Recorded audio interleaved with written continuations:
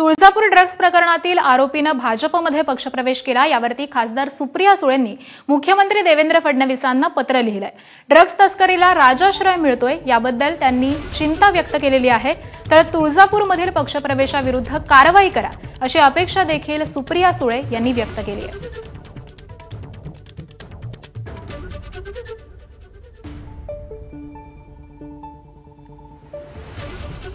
Drugs तस्करीला राजाश्रय मिळतोय, याबद्दल खासदार सुप्रिया सुळे यांच्याकडून चिंता व्यक्त करण्यात आलेली आहे। त्यांनी मुख्यमंत्री देवेंद्र फडणवीस यांना या संदर्भामधलं पत्र देखील लिहिलेलं आहे आणि तुळजापूरमधील प्रवेशाविरुद्ध कारवाई करा, अशी एक अपेक्षा देखील खासदार सुप्रिया सुळे यांच्याकडून व्यक्त केली जाते।